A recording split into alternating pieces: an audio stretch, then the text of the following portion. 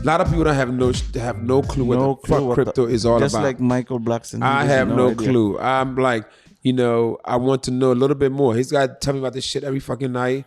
Ryder is all involved. Whatever I had in crypto, I was like, Ryder, just you handle it. I don't want to be bothered with this. I'm gonna just worry about going to go get cash. Yeah. So tell me a little bit, like for those illiterate ones that don't know much about it, like me. There's so many kids out there that don't know much about this. Uneducated about it. Honestly, like the way I see it, crypto is pretty much the new internet. The internet came out, 20, 30 years ago, and it was brand new. People didn't understand it. And something that I always remember is I had a teacher in high school. He was an economics teacher, and his buddy worked for AOL. This was like in the 80s. So his buddy comes over and he's like, check this out. Like, look what this company AOL is doing. They're sending emails, right? This is the future. And my teacher was like, I don't know. I don't see people sending real paperwork through there. I don't see email replacing real mail. Yeah. Fast forward 25 years. His friend has like $150 million. No. He's teaching a high school class. Damn, this is a true story. It's a true story. Yeah. And it's just like, don't be quick to dismiss something you don't understand or you don't know about, because chances are it could be the future and you should try and be there first. It reminds me of one of my ex agent, Tamara Gowen. Shout out to Tamara. She's doing really good for herself. She actually the agent to one of my comedian buddy, DC Young Fly, who I recommended to her.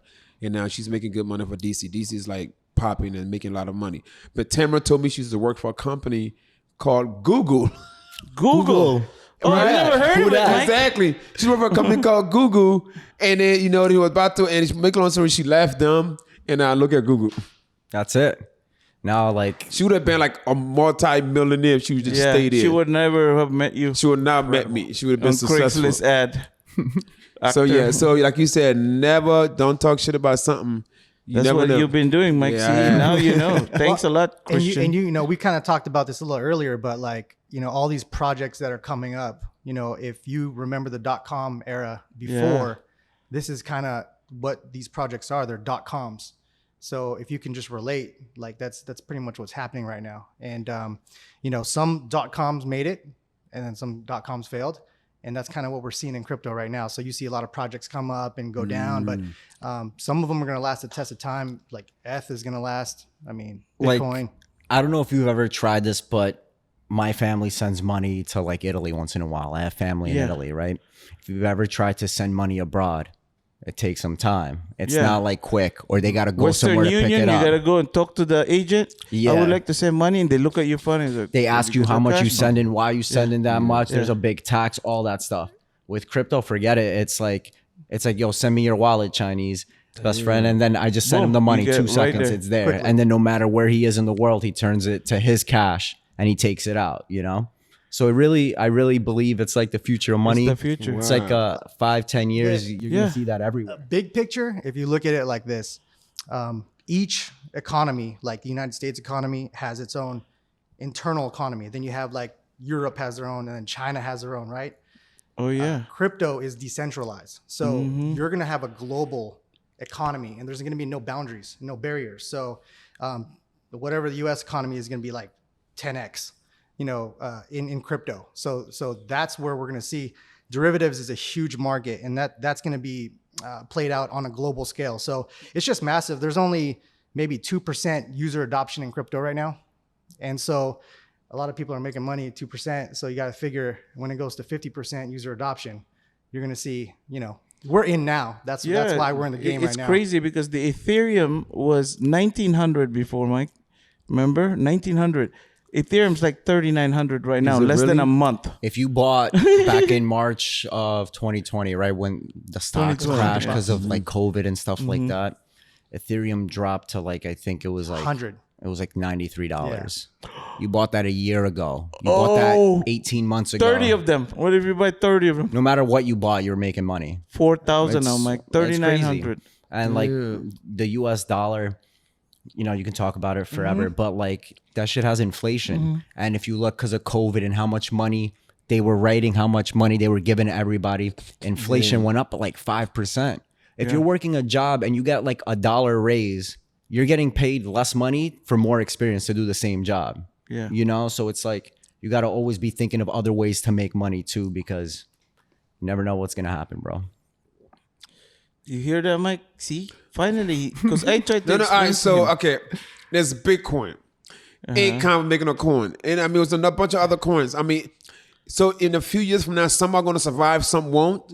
Yeah, it's you got to look at all these projects. Some of them they're just experimental; they don't mean nothing, right? Some of them have real case, real use, and it's like same thing like what he was saying with the dotcom bubble. You know, It's like the Dogecoin, Mike. Remember, the Dogecoin was opened as a meme coin, like a joke, and then Elon Musk got involved. Now it was almost off. hitting at $1 76 a cents, yeah. coin. How much is it now? Well, you Down- bought some before. It's down to 30 cents now. But yeah. it was up to 76, and It just was like at in January, 18 it was It went down to 30 cents. 30 cents. Yeah. Yeah, so the way I've seen crypto is like you put money in, you might not make money from 1 month to the next, but I guarantee you from 1 year to the next, 5 you're up. years. You know, Boom. you're up, and it's like So like Ethereum's is something you got to focus on, because this is where Is that a coin also? Ethereum is a coin, you Okay. have some, Mike. and this is where all the NFTs, like, you know what NFTs are? No, that I have no clue. I thought it was like A drawing of a I thought it was cartoon. just a bunch of ugly motherfucking pictures. that's pretty much It's it. J- That's it's pretty pretty much much it, and then JPEGs. people buy it. Yeah, they're JPEGs. Can you explain to him what the NFTs are? Because I saw one sold today for $5 million, which is the original. Was it The Rock? The original the originals, the crypto punks, Oh yeah, Crypto the punks. vampire, whatever. yeah. It's really just It's a JPEG. up in the air, bro. It's like NFT is just artwork.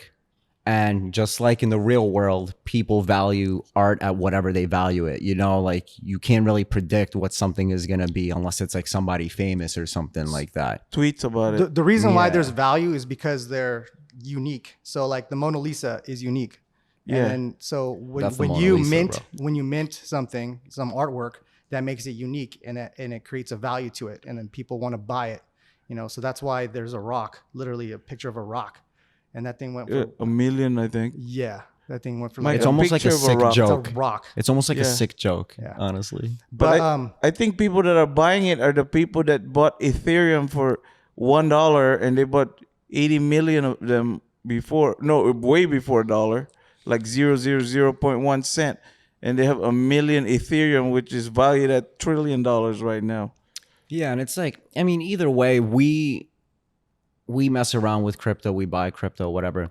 But the way I see crypto being used too is like there's a lot of countries where their economy isn't stable, their money isn't stable. Yeah. You know, so you can introduce something like this, which is something that's accepted all over the world, and it can be kind of like the currency for your economy or your country, especially if your money is like worthless or, you know, it's Yeah. crazy. Africa El Salvador, has right? accepted that already. There's some places in Yeah. Africa, El Africa, Salvador. Nigeria. Salvador just went Bitcoin. El Salvador. Yeah. Well, now that you guys taught Michael Blackson about crypto, maybe Ghana will accept crypto. Yeah, I went to the bank and I was asking them about crypto. They didn't really. They didn't know. They didn't care about it. They just said we not. Well, not yet, because But banks, because the banks are their competition, right? Banks are the competition. they'll They're get- definitely going to do everything they can to make sure that they control money. You know, it's just Yeah. how it is. So, but the way I see it, it's like all these countries, especially developing countries and people that don't really understand crypto, it could really be something to help them out, you know, especially in low income countries or where people are just working really hard and not making a lot of money. You can just put Well, it into crypto. In some and- parts of and- Africa, there's no banks, right? You don't have like banks everywhere. You don't have infrastructure. No, they got banks almost everywhere. Even in the village where I'm building a school, I went to the bank, yeah, just playing around. I tried to get a loan. They said we don't know you. yeah. They said, yeah, well, you give money to people. No, I said, motherfucker, I'll buy this bank and kick all your motherfuckers out. Mike, why don't you open a crypto bank called Modasucka? Chinese best friend. Can I just open it for you? Can I sell you to Africa, man? Can I Yeah, NFT. How much you guys offer? just use your Starting face for the bid next $2. NFT, motherfucker? Yeah. What's up, Modasuckas? This is your African king of comedy, Michael Blackson. Stop what you are doing right now and go find the Modasucka podcast with me, Michael Blackson, on the iHeartRadio app, Apple Podcast, or wherever you get your podcast. Subscribe. It's free. So go do it right now. And don't forget to catch a new episode every Tuesday.